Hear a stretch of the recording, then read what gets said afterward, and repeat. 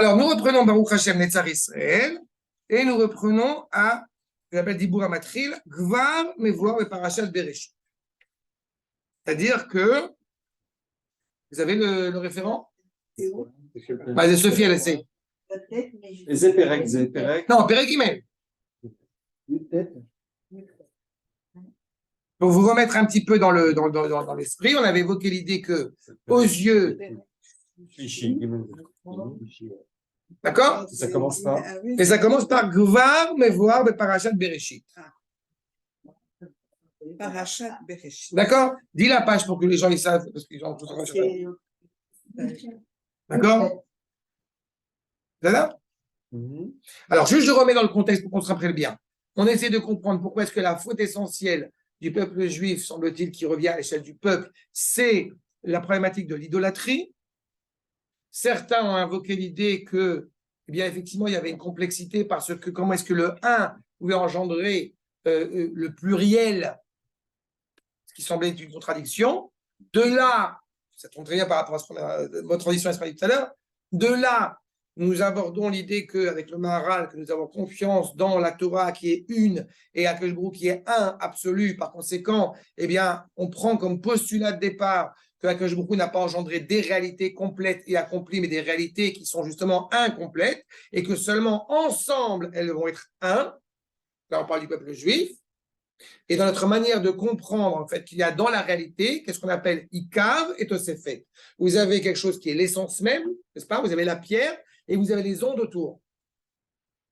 D'accord? Donc, on a une réalité qui est insubdivisible, qui est une, qui est infinie par essence, qui est elle-même rattachée donc au Créateur, c'est le peuple juif en fin de compte, mais le peuple, et on a des ajouts qui vont agrémenter cette notion-là. D'accord? C'est là-dessus qu'on s'était arrêté, c'est là-dessus qu'on est terminé. Maintenant, va nous lire le Maharal, on va essayer de relever à différents endroits où on voit cette notion de réchit, de prémisse qui apparaît. Dans la parashat Bereshit, Haolam umloo, lo nivreu, ela bischut haTorah, shenemar Bereshit bara Elohim. La Torah, en réchit et la Torah. Première évocation, on n'a pas d'ordre essentiel si ce n'est la Torah. Le monde tient sur la Torah. Si Chaz v'Chaïla, il n'y a plus de Torah, eh bien, Chaz v'Chaïla, il n'y a plus de monde. Et c'est très important parce que quand on a des référents, par exemple, en disant, eh bien, toi, tu aimes la Torah et moi, j'aime le football, il y a quelque chose qui est très, très attristant. C'est justement, on peut aimer le football, c'est pas ça la question. Ce qui est très attristant, c'est le problème d'avoir réduit la Torah à être une discipline. Exactement. D'accord? Puisque la Torah est essentielle. Pas de bras, pas de chocolat. Pas de cœur, il n'y a pas de rien. D'accord? Donc on ne va pas mettre le bras et le cœur au même niveau. Le foot, c'est pas le bras. Hein. C'est le pied, non? Même pas, c'est un excrément. Ve'en reshit de la Torah. Shema, Hashem keneni reshit darko, kadem ifana. Dans le Michelet, dans les proverbes de Shlomo HaMelech, Kadosh Baruch Hu, il a acquis les prémices de son cheminement, de ses actes, puisqu'on sait qu'Akadosh Baruch Hu a regardé, nous dit traditionnellement, la Torah pour créer le monde. Donc la Torah est essentielle, encore une fois, dans cette réalité. Rabbi Berchi Amar, Bischut Moshe, Nivra Olam. Shenemar Bereshit bara Elohim, Ven Reshit ela Moshe. Un autre exemple, Moshe. Comment est-ce qu'on sait que Moshe il est essentiel? Parce que Moshe, il est tout Israël. Et puis c'est le passage, alors j'ai rien compris, mais c'est le passage de la famille au peuple. Et puis la famille au peuple, et de la Torah pensée par Akadosh Baruch Hu. Non, ça commence avec Abraham. Oui, mais non, tu as raison sur un point, ça la mise en acte toute la finalité du projet divin, c'est pas du peuple, de toute la finalité du projet divin qui ne passe que par le peuple. C'est pas? Mais surtout, il y a un point supplémentaire. C'est que quand je dis que Moshe, tel que le Midrash l'enseigne encore une fois, il est Keneged Klal Israël, si Moshe est tout Israël, donc il ne peut pas être un individu isolé d'Israël. Personne ne peut remplacer à l'échelle individuelle, personne ne peut remplacer Moshe. D'accord ? À l'échelle de l'humanité, eh bien, certains prônent que toute personne est remplaçable. Nous pensons que personne n'est remplaçable. Le génie que l'homme, en l'occurrence Israël, va apporter au bienfait de cette humanité par le prisme d'Israël est irremplaçable. D'accord ? Et Moshe englobe tout cela. Moshe Sheneemar, Vayar Reshit Lo. Il voit ce qui, encore une fois, prémisse, animé chez lui. Rabbi Chia Beshani Matana, Omer, Bischut Shlosh Shad Varim Nivra Olam. Puisque c'est grâce à ces trois choses que le monde a été créé, nous ajoutons encore un autre niveau. Vous comprenez que si c'est grâce à ces trois choses que le monde a été créé, donc s'il n'y avait pas eu ces trois choses, le monde ne serait pas créé. Bischut Bikurim, Bischut Maaserot, ou Bischut Chala. Il est en train de relever le Maharal dans tous les endroits où on invoque cette notion de Réchit. Malgré tout, il y a encore plein d'autres endroits où on parle de Réchit, et le Maharal ne va pas les relever là. Pas. Pourquoi ? Parce qu'il veut nous transmettre ici un message essentiel, fondamental. Bisrout, Maasrot, Bikurim, Maasrot, Chala. Avant de. Je vais avancer encore un petit peu, après je vais s'interroger. Bikurim, Bisrout Bikurim, Dirti, Bereshit, Bara Elohim. El Reshit et la Bikurim. Puisque le Midrash dit clairement il n'y a pas de prémisse des récoltes si ce n'est les Bikurim, donc s'il n'y a pas de Bikurim, il n'y a pas de monde. Reshit Bikurim Admatecha. Les prémices, n'est-ce pas, des récoltes de ta terre. Ta vie et Hashem Elohecha que tu vas amener à Kadosh Baruch Hu. B'zchut Chala. Dirti Bereshit bara Elohim. Pareil. On reprend les enseignements de nos maîtres. Sans la frachat Chala, n'est-ce pas, du pain, eh bien, elle aussi est appelée Réchit. Sans cette frachat Chala, il n'y a pas de monde. En Réchit et la Chala. Dirti Réchit Arisotechem. Là, puiser la prémisse de votre pâte. Arisotechem. Chala Tarimu. Bishrout Masrot. Grâce au Masrot. Le 10e qu'on va prendre de la quantité de fruits de sa récolte. Dirtiv Bereshit bara Elohim ve'en Reshit ela Masrot. Dirtiv Reshit aganecha. Ainsi qu'il est inscrit dans le verset, dans le Sefer Devarim, le début de ta récolte. Tu vas prendre une partie de ta récolte pour l'amener à Kadosh Baruch Hu. Maintenant, avant d'avancer, je veux juste qu'on réfléchisse sur la valeur de ces trois mitzvot-là. Bikurim, Masrot et Chala. Quand on a un champ et qu'on a les premiers fruits qui s'apprêtent à sortir, le premier fruit est premier en tant que tel, sans aucune relation avec ce qui va se passer après. N'est-ce pas? Donc, il est unique en son genre. C'est ça qu'il est Bikurim. Quand on prend Maasrot, on a une récolte et on prend une réalité qu'on distingue clairement, encore une fois, pour l'amener au Beth Amikdash. Ce sont deux réalités distinctes, clairement. La première, on se soucie absolument pas s'il y a d'autres éléments dans la création, mais on prend le premier. Dans le deuxième cas de figure, il y a déjà une récolte. Et on ne sait pas ce qu'on va prendre de la récolte, du reste de la récolte, pour la Beth Amikdash. Mais comme étant déjà, clairement, ce ne sont pas de fruits, de réalités isolées et distinctes l'une de l'autre. troisième mitzvah, la chala, on parle d'une pâte, qu'elle est déjà pâte, et on va retirer quelque chose qui est dans cette pâte.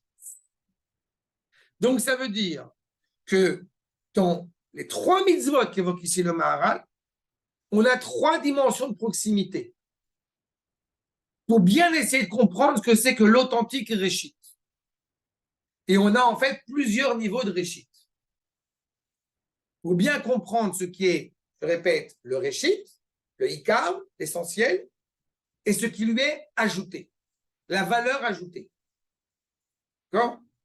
Quand les gens ils vont dire, ça me fait toujours rire, on est en Iran, en Israël, on est en Iran, ou la France c'est une dictature. Mais je les encourage à aller vivre dans une dictature. Ils vont voir ce que c'est qu'une dictature. D'accord? On galvaude tel ou tel gouvernement ou tel dirigeant. Ce sont des nazis. Partez en Allemagne. Est-ce que le régime, c'est pas simplement le Juste 1 dans le 1? Juste pourquoi j'ai pris ces images-là, parce que il y a une manière de vivre et l'idée même de vivre. D'accord? Le réchit, c'est quand même ce qui est essentiel à la vie. Tu as à manger dans ton frigo, que tu aies du saumon fumé ou non, c'est pas l'essentiel de ta vie. J'en reviens à la notion de l'individu dans le peuple. Hein. C'est pas ça le. En fait, le 1 dans le 1. Quoi. Oui, mais on avait expliqué, c'est ça toute la problématique. C'est qu'on a expliqué que par essence, eh bien, la réalité de la création n'est pas une.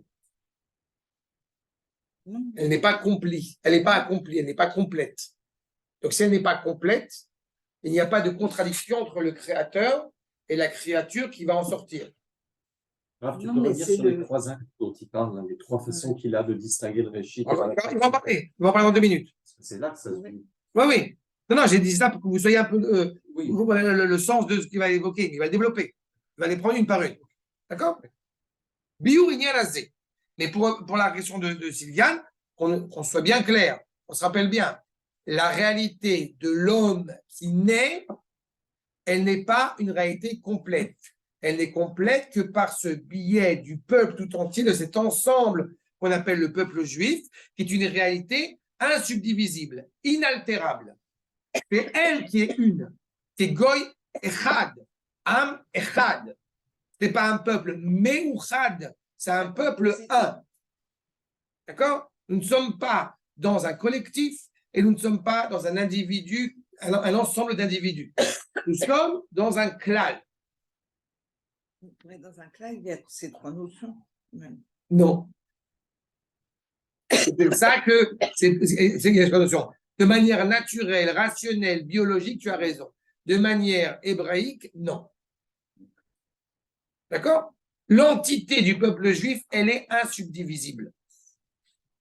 À l'échelle individuelle, on peut vaciller, on peut disparaître.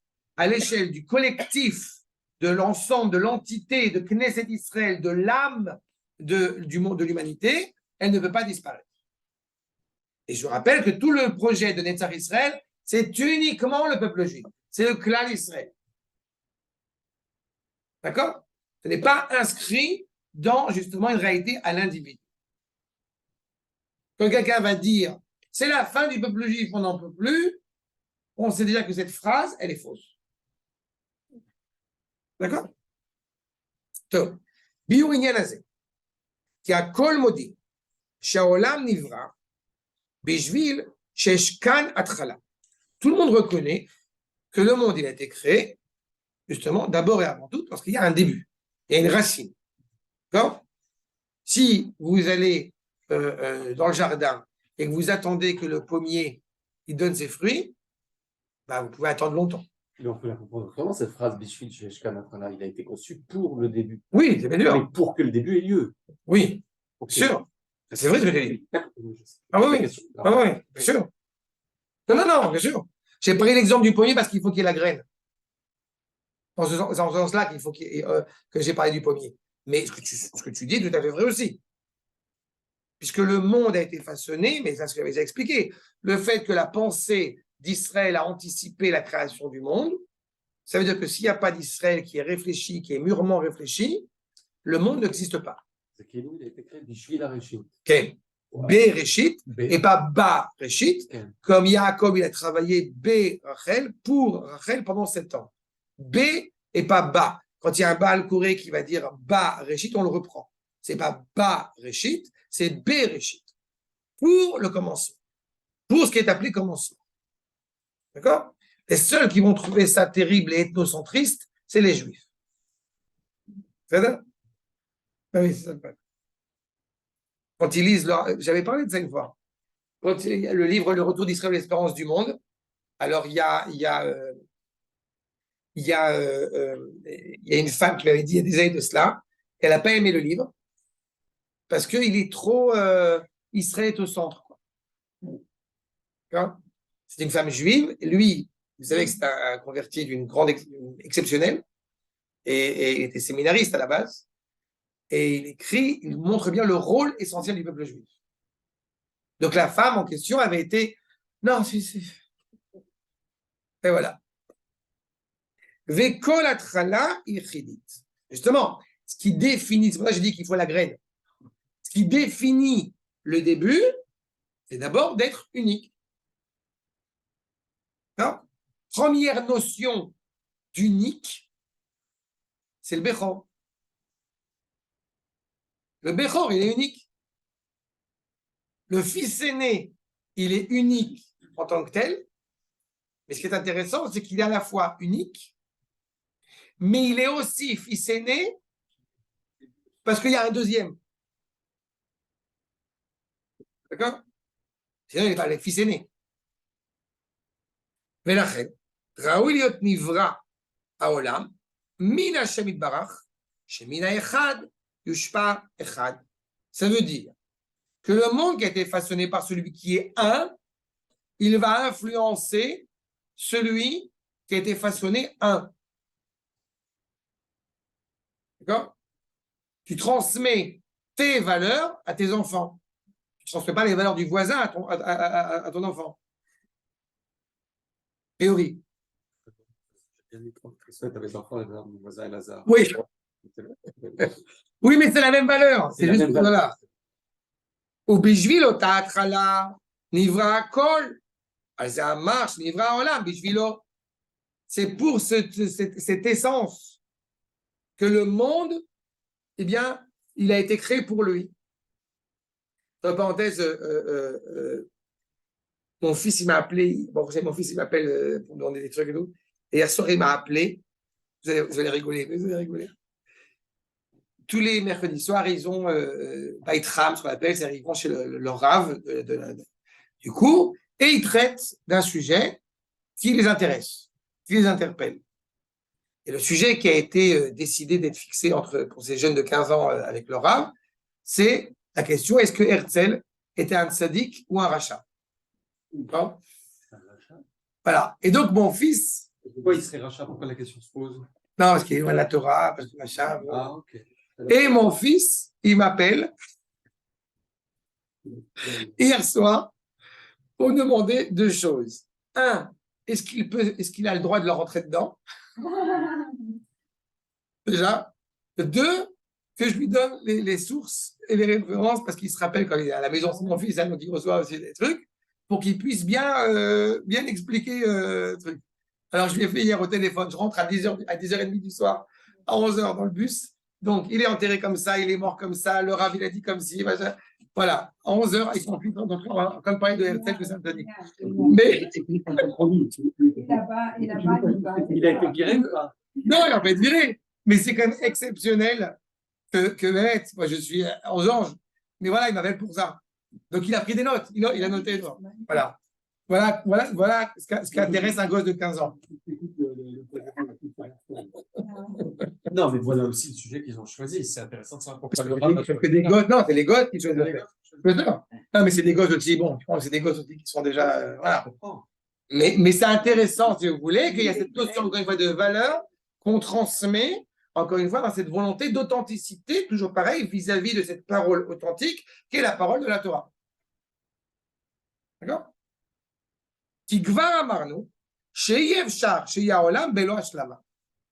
On sait pertinemment que le monde dans lequel nous vivons n'est pas complet.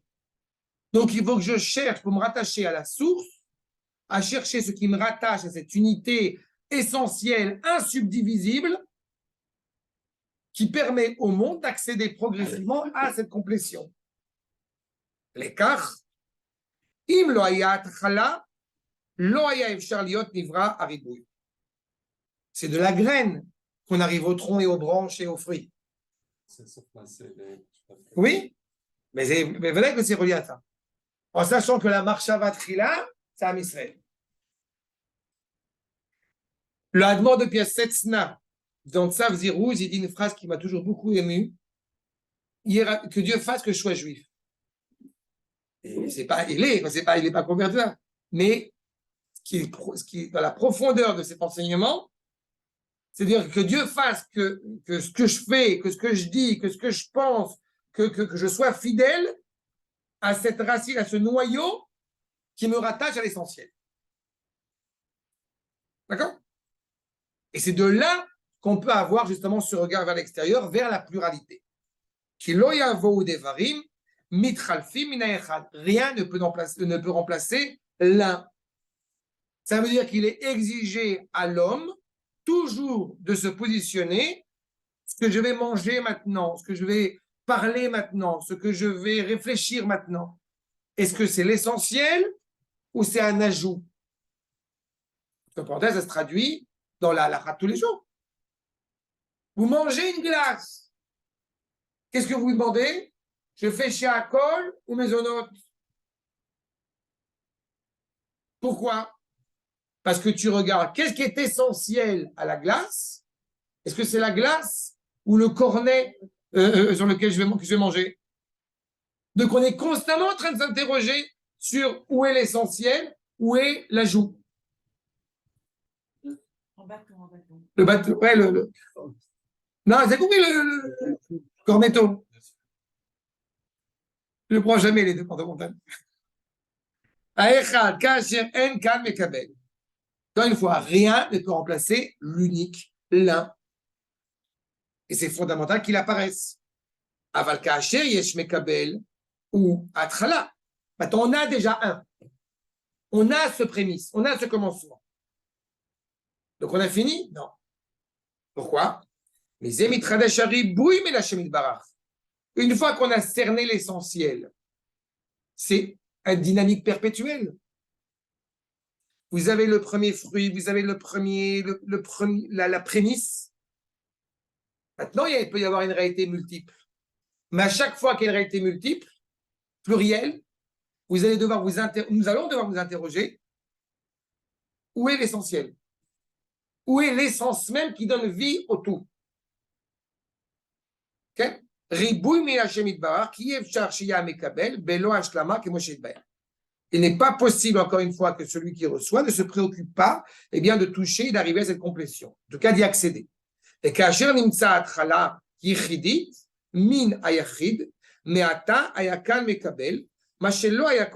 puisque on se rejoint à l'unité, on reconnaît l'unité, donc désormais, on sait que le monde n'aurait pas pu exister sans ce lien essentiel, sans cette unité.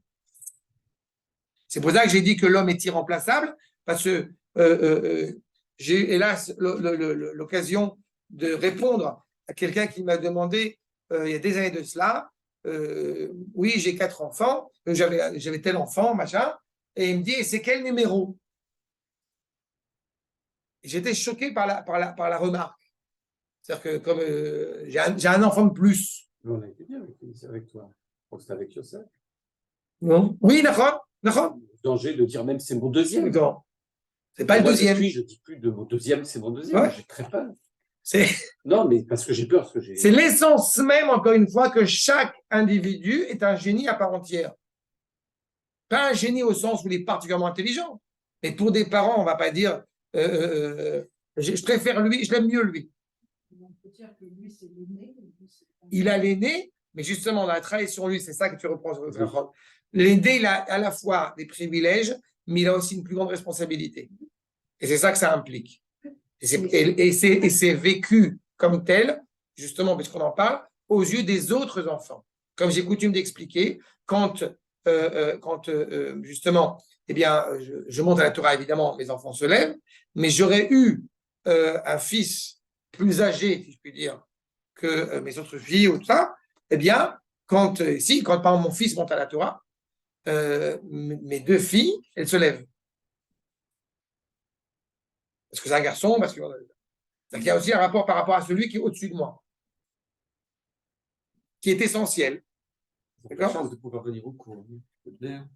Non, Ça vous a coûté plus de... non, c'est pas par rapport. C'est pas par rapport aux femmes ou aux hommes. Mais je suis pointu pour bénir ma fille en premier, par exemple. Parce que c'est ma fille aînée.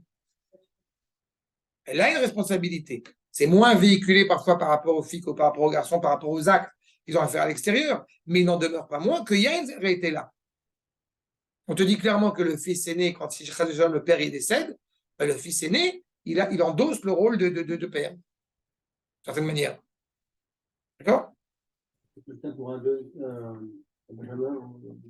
Je pense qu'il y a une réalité, je peux parler vraiment là par expérience personnelle, je pense qu'il y a une réalité où l'enfant qui est toujours plus grand que son petit frère, il a un peu ce côté paternel, voire plus maternel. Chez la fille, ça se ressent beaucoup plus. J'ai vu ça chez mes enfants, où la fille, naturellement, elle est bienveillante avec sa petite sœur après elle.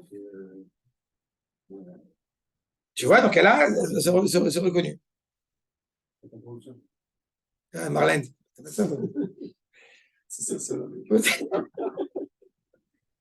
C'est confusant.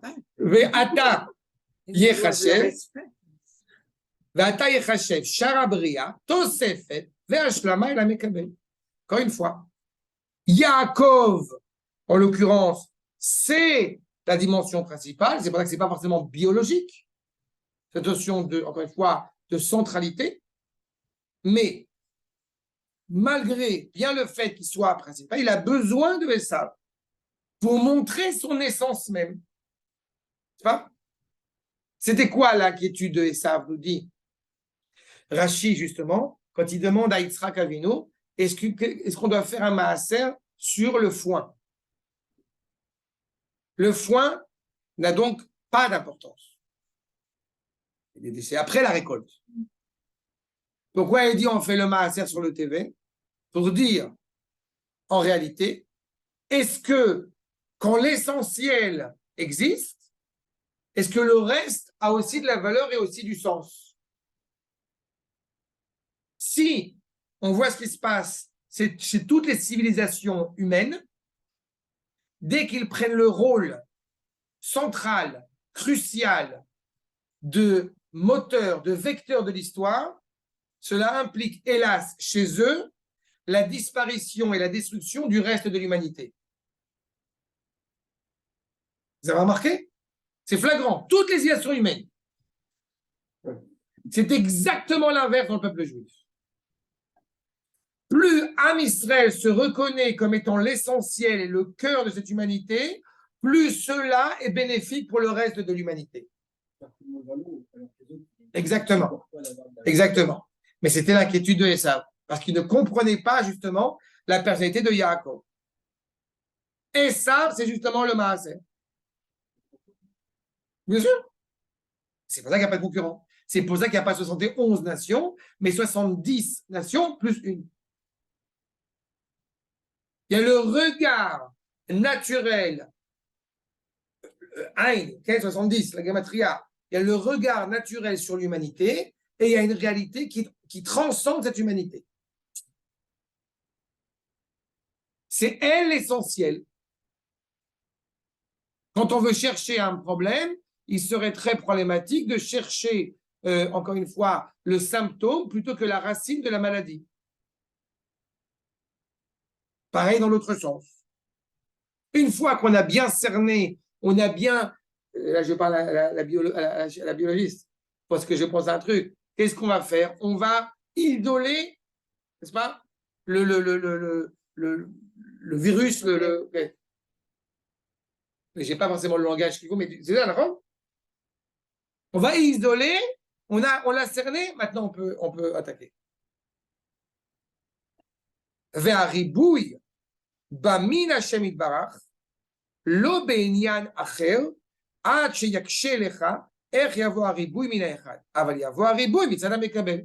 C'est-à-dire que la multiplicité, pour reprendre la problématique qui avait été soulevée par ceux justement qui n'avaient pas cerné eh bien, la notion d'unité qui devient plurielle, en pensant qu'effectivement Akadosh Baruch Hu était un et qu'il engendrait la pluralité, il engendrait une multitude, ou traduction dans un langage moderne, nous sommes tous des êtres humains.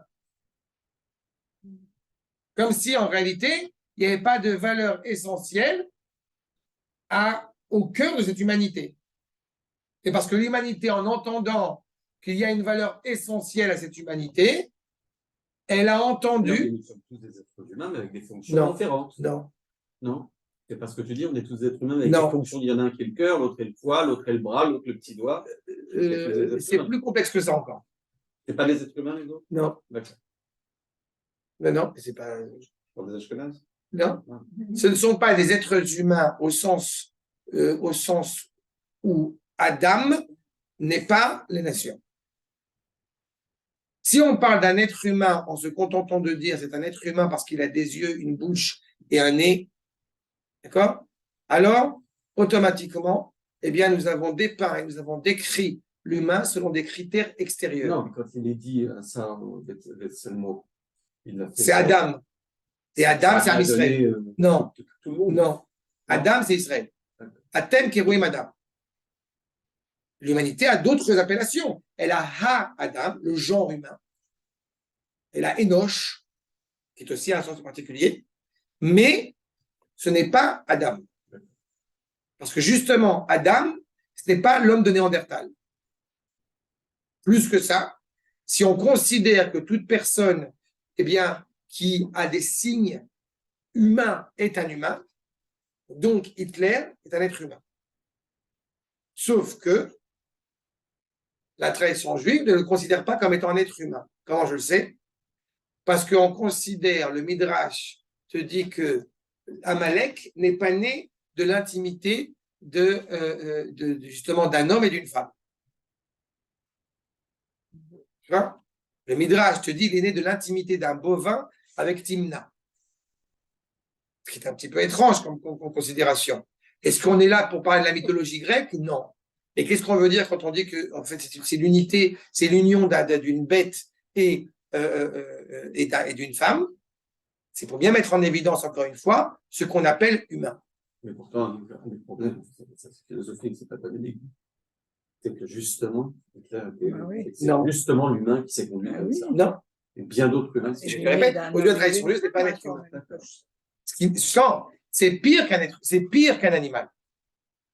Non, mais mais tu as raison. T'as raison. Mais justement, c'est ça. C'est-à-dire que l'être humain en tant que tel qu'il est défini par la Torah elle-même, c'est un être qui est animé, encore une fois, d'abord et avant tout, par un sens moral. Et ce qui fait qu'un juif qui se comporte de manière immorale, malgré tout, eh bien, ne cesse d'être un être humain, c'est dans son lien à l'échelle du peuple tout entier.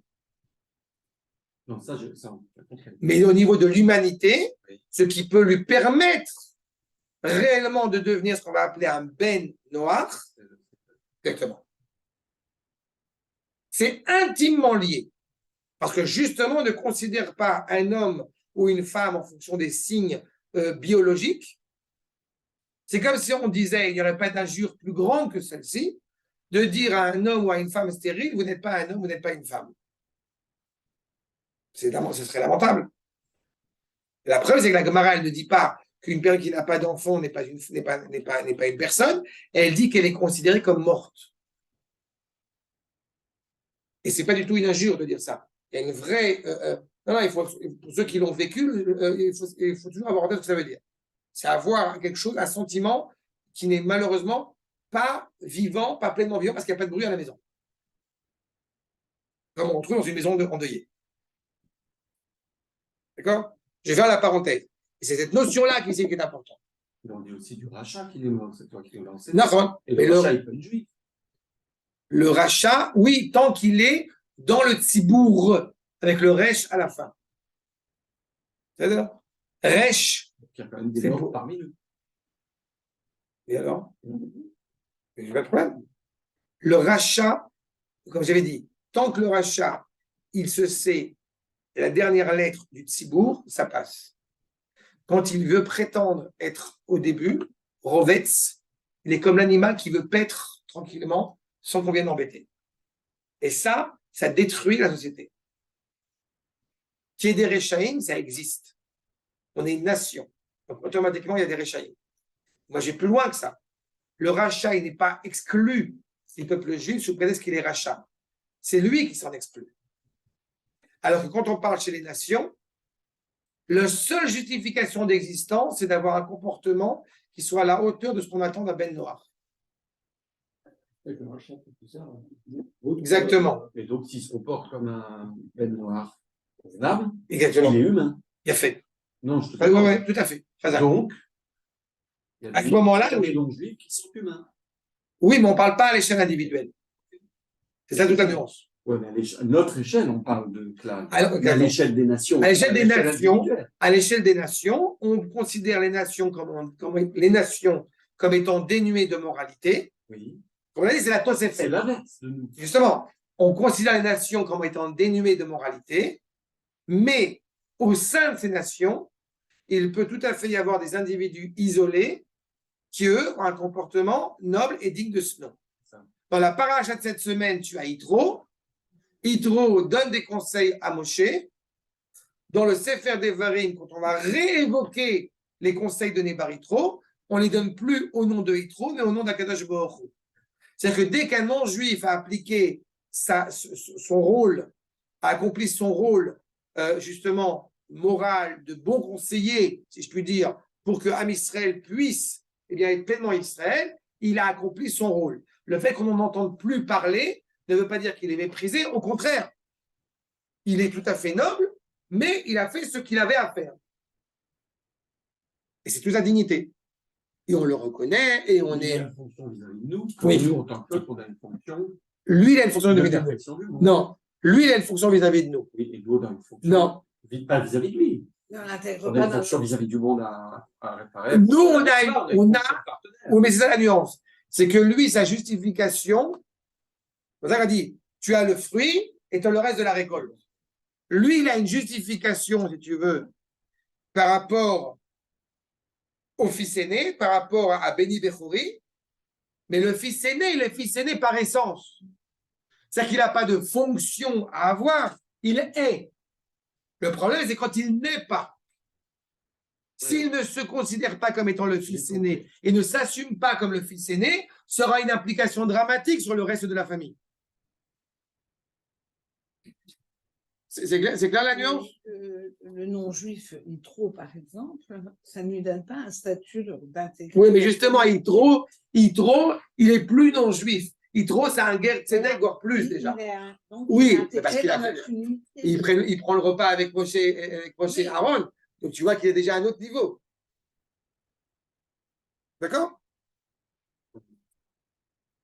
Et comment le non-juif, il apprend à être un être humain? Parce que nous, qui sommes par essence le fils aîné, le fruit, le premier, on peut accepter ou ne pas accepter, comme tu as dit, mais si on veut accepter ou si on accepte, on reçoit l'enseignement de la Torah, on fait les mitzvot, d'accord, on apprend. Non, on c'est plus que ça. C'est plus que ça. Non, c'est plus que ça. C'est plus que le mode d'emploi de ce que c'est. C'est tu es en raccord avec toi-même. Okay. Mais lui, il n'a pas la Torah. Non, mais c'est pour ça que l'exigence de la Torah vis-à-vis de lui, elle est uniquement dans le minimum de normes morales qu'il est tout à fait habilité à appliquer. D'accord? Achat. Davarze, Ramza à Torah, Bemila, Bereshit. Tout ça qu'il nous a expliqué maintenant, tout cela est déjà inscrit dans l'essence même de la création. Bemila, Bereshit, Bara Elohim, Abet, Shel, Bereshit, Perusha, Bishvi.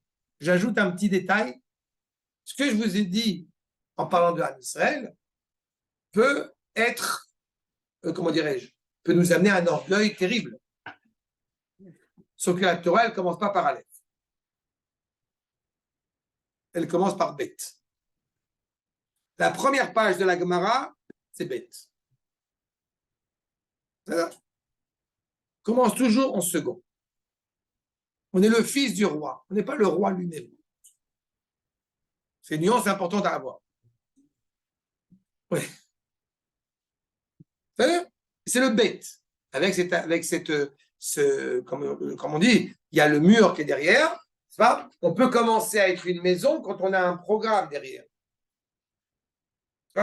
Et ça rentre uniquement de ce côté-là, ça ne rentre pas de l'autre côté.